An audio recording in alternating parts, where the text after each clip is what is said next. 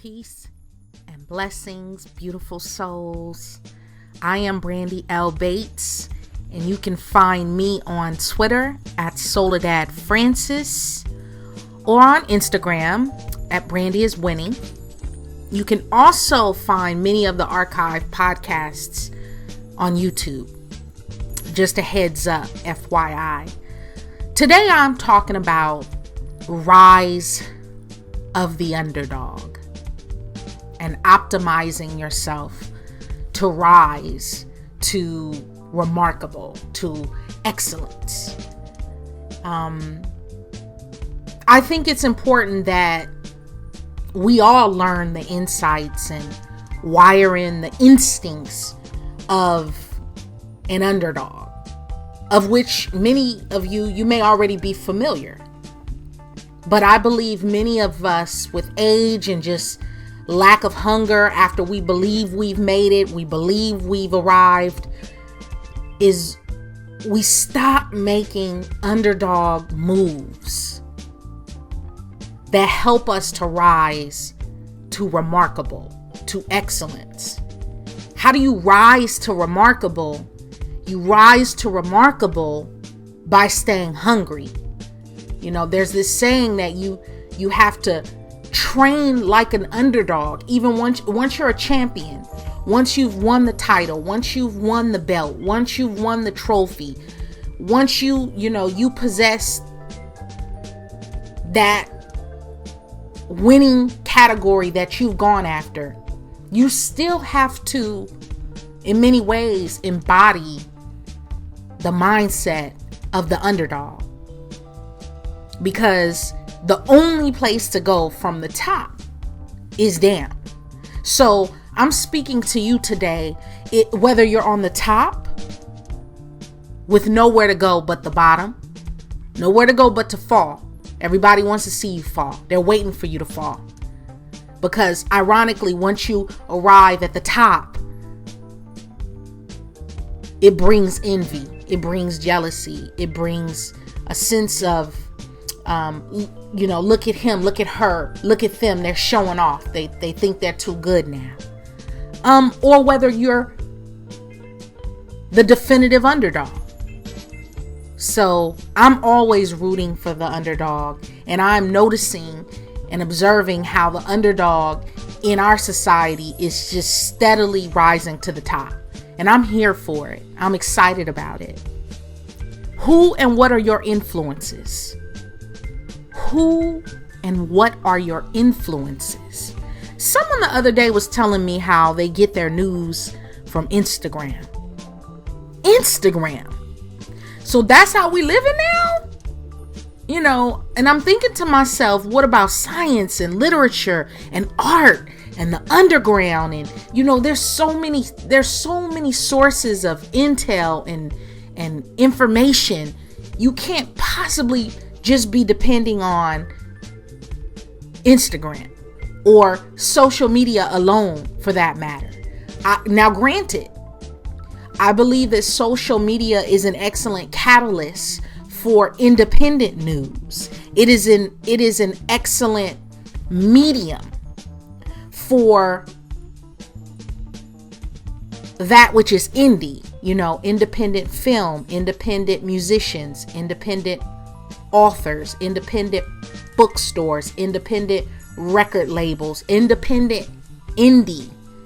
But, and I understand that it is an excellent catalyst and medium for, movements to start and have their existence. Many people, many organizations wouldn't have a following without social media. So I'm here for it. I get it. Trust me, I get it. But that cannot be your sole source. Because in many ways that too is control, in the sense that this world is really small. So a lot of times, what'll happen is we tend to just follow the people who we're interested in. And a lot of times they resemble us. They think like us. They like the same things that we like. They talk about the same things that we are talking about. And so we don't ever or we tend to not dial into all the other plethora of things happening all around the world at the same time. So who are your influences? What podcasts are you listening to? In a loud and noisy world full of random tweets and recycled memes and bloggers and YouTube channels, I know it can be difficult to root out truth and inspiration, but Instagram, Facebook, and Snapchat cannot be your sole source of intel.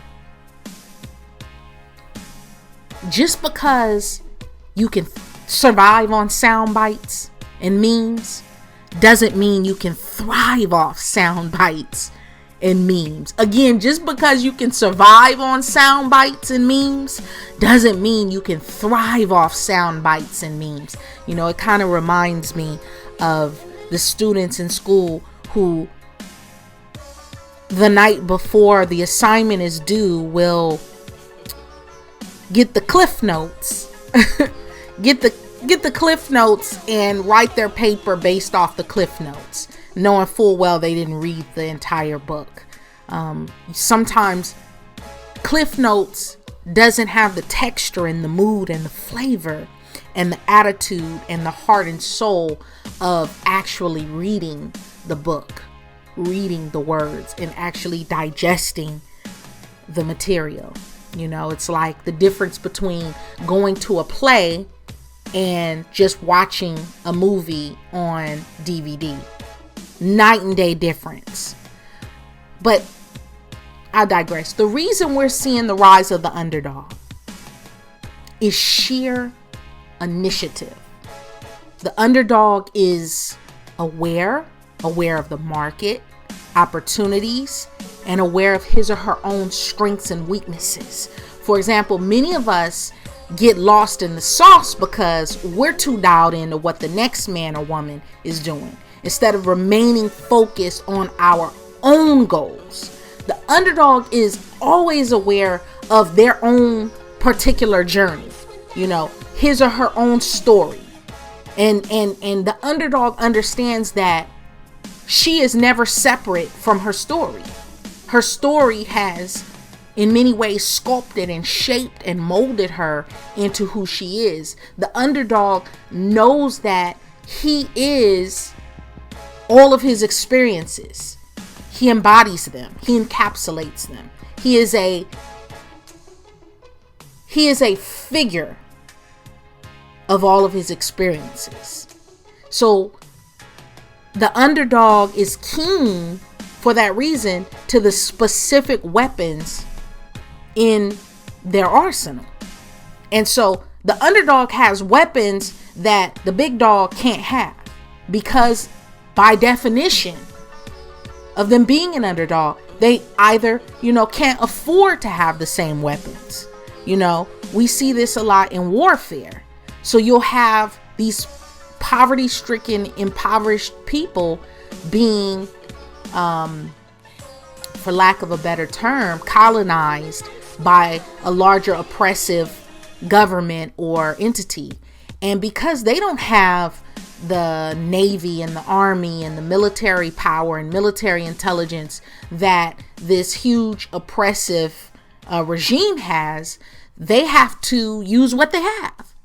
And they may only have rocks and stones and, they have the wisdom of the lay of the land.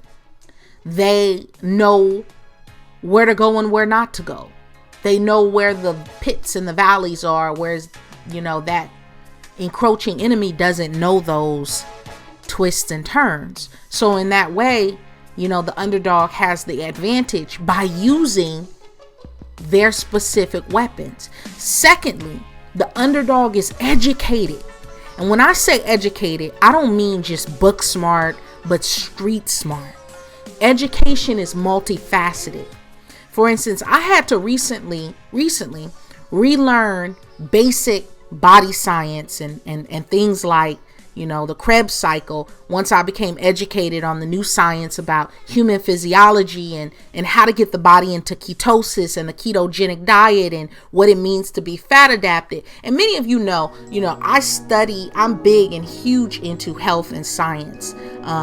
So I am, I'm aware of the whole paleo movement and of course, vegan, raw vegan, vegetarian. But the older I get, the more I'm realizing humans truly are omnivores. And so you have to just find what works for you for your particular goal. So I'm not going to say everyone should be paleo. Everyone should be raw vegan. Everybody should be carnivorous and have steak and potatoes, because everybody's goals are different. Some people are trying to pick up weight. Some people are trying to lose weight. Some people are training for a 10K. Some people are just, they don't care.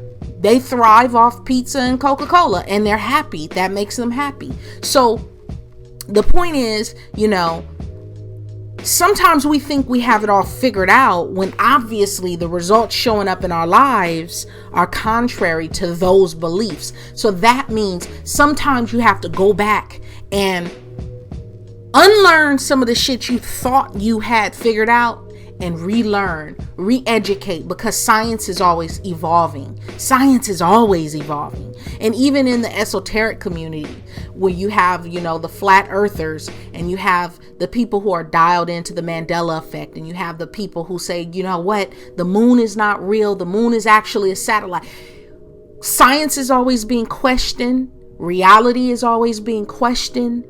There are always discoveries and improvements in technology and math and philosophy, just every single aspect of our life.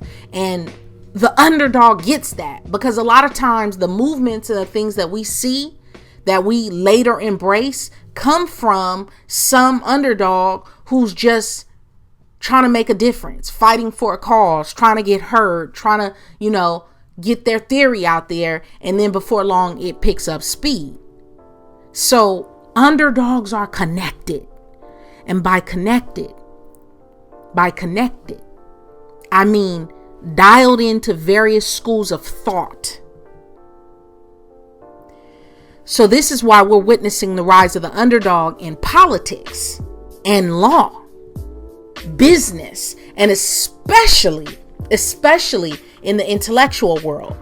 The once upon a time white male dominated world of business and politics, pretty much in many of the aspects of our life have been white male dominated. But it's now being peppered, with black and brown, yellow, flamboyant, and curvy, you name it. So the field is being leveled, so to speak. And one thing about the underdog is the underdog knows that, there is no equality. There is no equality. There is no level playing ground anywhere, not even in sports. But sports is somewhat more of a level playing ground than any other arena, whether that's business or politics or law. Underdogs are consistent.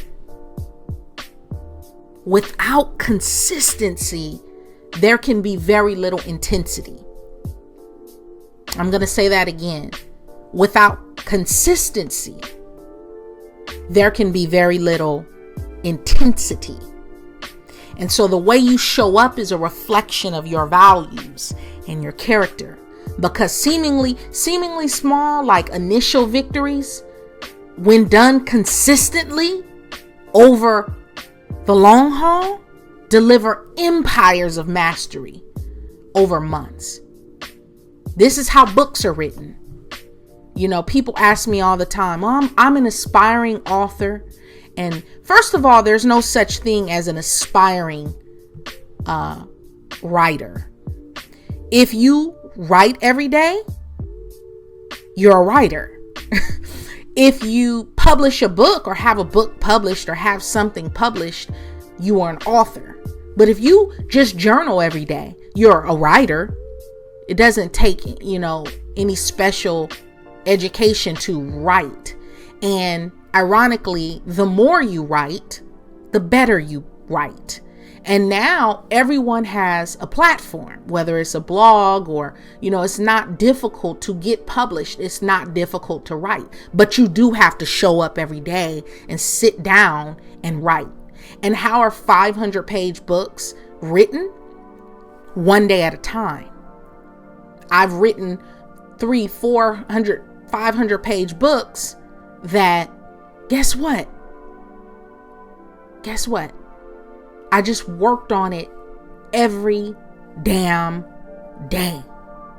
And so the underdog knows that they just have to show up. You can't, like they say, Rome wasn't built in a day. You can't do anything last minute, show up last minute, try to throw it together real quick and expect to shine.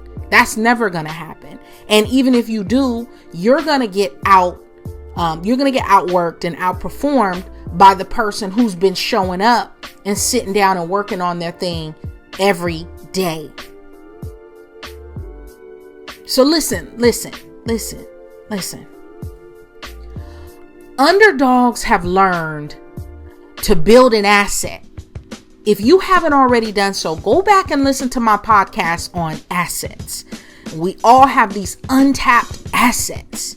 And the sage underdog, though, has maximized and milked their assets. Essentially, they all have something to sell, even if it's their thoughts and their charisma. Some of the most charismatic people have been able to just, by using their words, get people to throw money at them, get people to give millions and millions of dollars.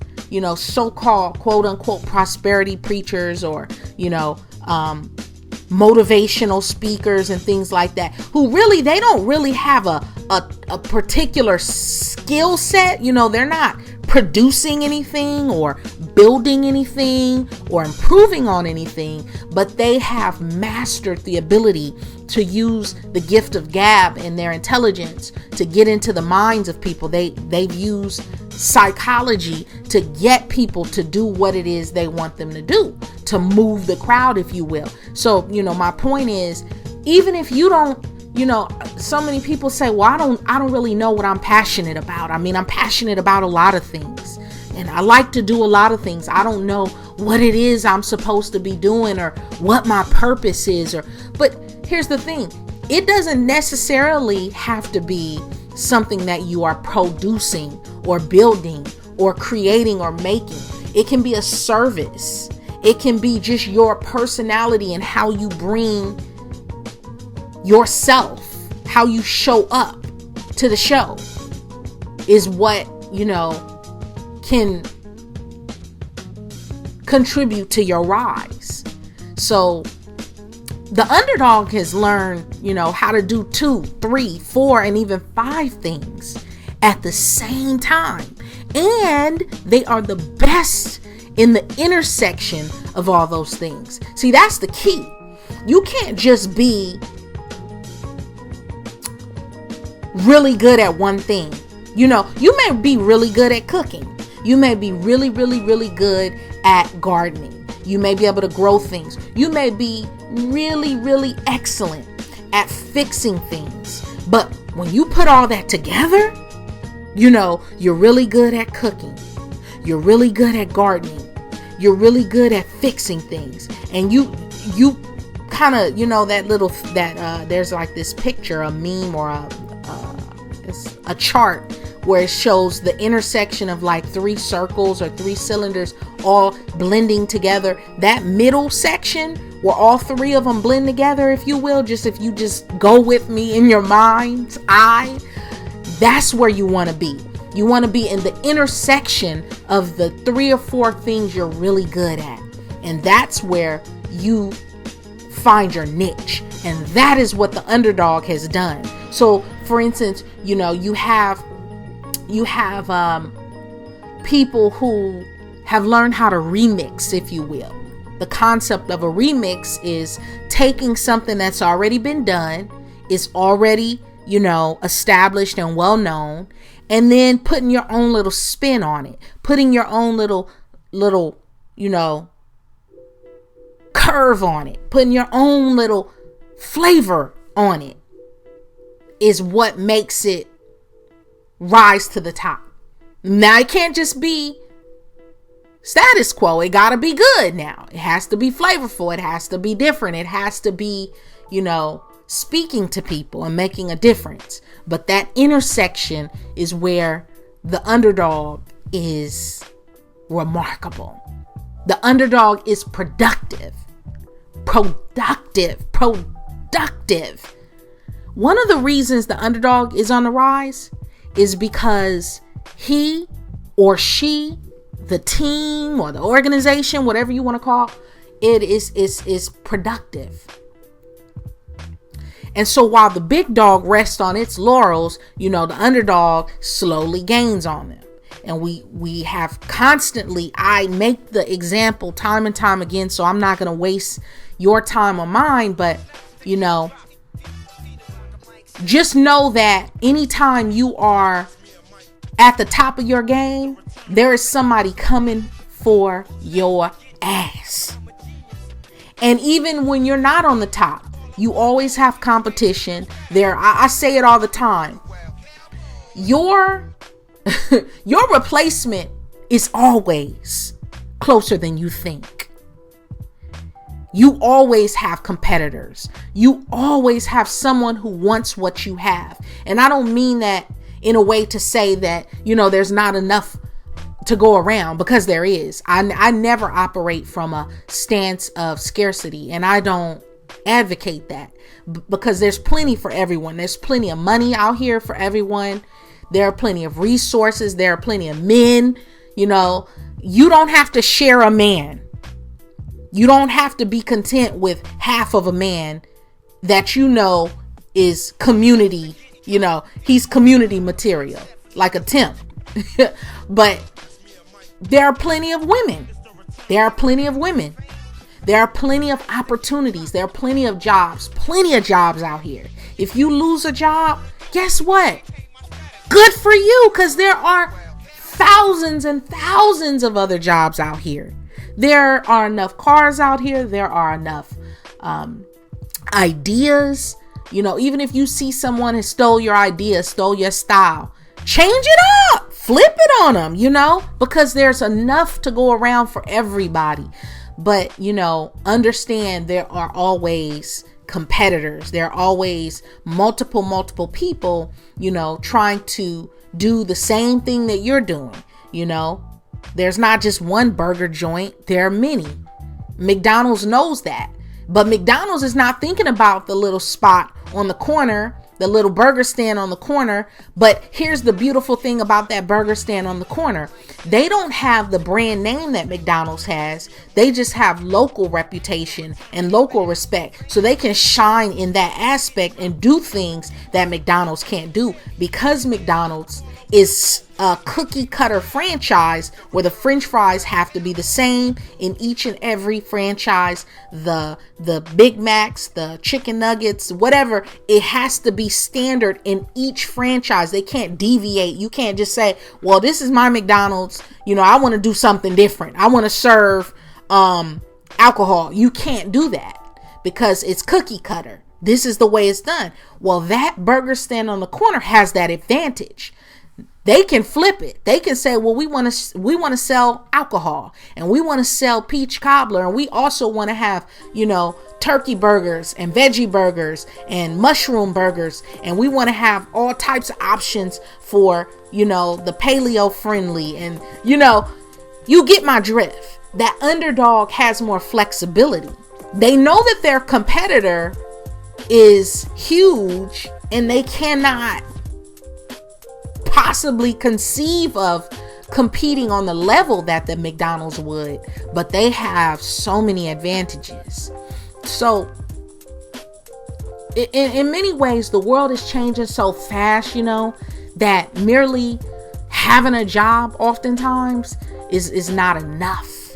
It's not enough to just be beautiful or fit or healthy or charismatic. I know so many of you who, people who have gone to Hollywood trying to find their big break. And it's so funny because, I'm from Los Angeles, California, and growing up in California is so different from the people who are from these small towns who just dream of going to Hollywood and being an actress or an actor or a singer, a performer of some sort. And they come to California, go to Hollywood, and they realize it's not what they thought. And it's a lot more difficult than they ever could have possibly imagined. It's not enough to just be thin and blonde and, beautiful or whatnot, because there are a million other thin, blonde women who are auditioning for the same role as that prototype. So, in every way, it's not enough to just be smart or beautiful or, know how to dance or know how to be good with your hands. You have to be all those things to stand out, and you have to possess ever more qualities and skills and talents and latent abilities just to stay relevant. It's like in computer programming. Once you get certified for coding and, you have to constantly sharpen your saw because technology is always evolving and changing. So just because you learned some shit 6 years ago in the tech world, in programming, you're outdated if you haven't constantly, sharpened your saw and took classes and got recertified for certain things. It's just like phones and computers. You may get a computer and 5 years later, that computer is outdated. They don't even have the parts to really fix it anymore. And so it's like that all across the board. And underdogs innately know this. They innately know this. The top of that list: being beautiful, being smart, being fit, being healthy, being the biggest and the baddest and most charismatic and having the most connections. The top of that list for the underdog really is initiative. Initiative. It's get up and go. It's gusto. It's drive. It's hustle and heart. We demand quality. The world craves remarkable. The world wants remarkable. It doesn't want, okay, you know how to do something, but what else does it do? The world wants to know, what does it do? What do you do? What do you have to offer?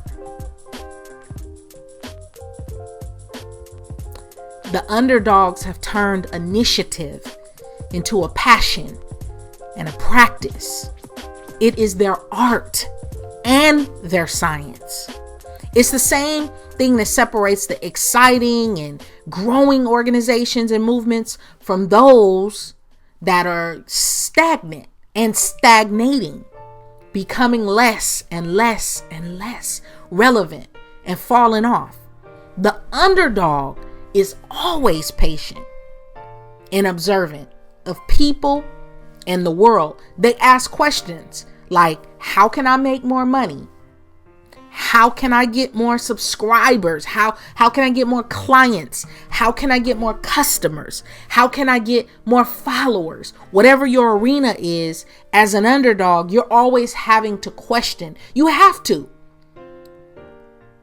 The best solutions, the best answers emerge from quality questions. You know what the definition of an underdog is? I probably should have, made mention of this early on in the podcast. But an underdog is a competitor thought to have little chance of winning a fight or contest. A person who has little status in society. Hello? Did I lose you? I think I'm talking to a lot of people. Yesterday's underdog is today's champion. An underdog, by definition, folks, is a person or group in a competition, usually in sports and creative works, who is popularly expected to lose. The party, the team, the individual expected to win is called the favorite or the top dog. And in the case where an underdog wins, the outcome is an upset. So the underdog always asks, what can I start? How can I put a little paint where it ain't? What hasn't been tapped? What hasn't been done yet? Remember what I said, the intersection of all the things that you're good at. There's this excellent restaurant that I love to go to, and I won't name it because I'm not going to be giving any free plugs tonight. And plus, Babe hates when I tell people where our hangouts and our our spots are. But there's this place I love to go to every now and then, and it's a beautiful spot because it is both Mexican food and Korean food. And so basically they've created this whole new fusion, and that's the rage in a lot of places. Fusion, Asian fusion, which is like all these different Asian cuisines, but they've made a fusion of Mexican food and Korean food. And I love Mexican food and I love Korean food. But when they, put it together and flipped it on them, oh, it's delicious and it's unique. It stands out. And so places like that I always gravitate to, and others gravitate to. It's always, it's always full. People are always there because not only, the food is good, but it's unique, and you can't get the things that they offer. You can't get it anywhere else. And so I say that to say, what hasn't been done yet, find your rise to remarkable in that intersection. What can you offer that only you can offer? What do? What is it about you that this world, we can only get it from you? We can't get it from your sister. We can't get it from your brother. We can get close to it, but it won't be like you. It won't look like you. It won't have your stamp on it. It won't have your fingerprint on it. It won't have your unique je ne sais quoi on it. That's the intersection. That's where your remarkable is. And the underdog knows you don't have to be popular. You don't have to have a name and a building and a stock ticker symbol to matter. You just have to make a difference. The underdog has the desire to move forward. Listen. The underdog is expected to lose. When that competitor, that opponent got in the ring with Ronda Rousey, she was supposed to lose. But she, pulled out all kinds of whip ass on Ronda Rousey. But expected to lose. The underdog is expected to lose, or at the very least, not to prevail. It's what they know best. They know how to lose. Underdogs have a record of failings. And, we all have those individuals in our families who are the fuck-ups. But I believe in many ways, the more fuck-ups you have early on, specifically, the further you'll eventually go. Because you quickly learn, what does and doesn't work and why it does and doesn't work. It's like the more you do, the more you're going to screw up. I had to write a lot of bad books before I started writing good books. And I'm completely willing to be vulnerable and transparent about that. Sometimes before you can become the greatest artist that you're destined to become, you have to have some raggedy shit that you produce. It's just, that's how you find out and find your voice and find your calling, find what works for you, find what fits, what feels good and natural to you. You have to make those mistakes. And the underdog, because they've had a lot of fuck ups, they learn sooner than those who, just got it handed to them, what works and doesn't work. Malcolm Gladwell, he talks about it in his book about David and Goliath. And he says, when you're an underdog, you're forced to try things you would have never otherwise attempted, And all the underdogs who are listening to this, they know what I'm talking about. It's like, when you don't have two nickels to rub together and you're going through hard times, you get very creative. You start thinking of shit that nobody thought of. You start thinking of ways to Jimmy rig some shit to make some stuff happen because that's what you have to do. And I've been there. And it forces innovation. That's the beauty. The underdog has learned how to outwork their competitors. They know that their day doesn't start at 9 a.m. or end at 5. It might start at 6. It might start at 7. It might end at midnight. Sometimes, as an underdog, you don't have the resources that the big companies have with, all these employees and resources and things like that. You may be a one-man or a one-woman show. So you have to do everything. You're the chief cook and bottle washer. So you have to, bend and learn how to, be multifaceted and multitask. But the beautiful thing is underdogs innately are okay with that. They know that they have to do some unorthodox shit and they're okay with that. So basically, as we witness the rise of the underdog, which may be your story or your situation, ask yourself, what can you start where you need it? The market is waiting. The world has a lot of need. And so I'm going to leave you with these 3 points and then I'm out. Number 1, find ways to move throughout the day. Physically and mentally, make moves. Stay productive. Otherwise, you get flat or you grow stagnant. Stagnant water that doesn't move grows stale. It breeds mosquitoes. Number 2, eat less refined grains, trans fats, and sugar. Really, one day, if you're bored, really research how sugar, its effect on us, how it makes us fat and it feeds cancer among a host of other, maladies and diseases and things like that. And, leads to candida and different types of inflammation in the body that then leads to all types of disease and hard time and struggle. But I'm only making mention of this because your health is your wealth. And I always will return to that. No matter what we're talking about, our health is always our wealth. And you can't be effective if you aren't clicking on all cylinders. And lastly, number 3, find as many opportunities to extract fulfillment out of your day as you possibly can, because this isn't a practice life. This isn't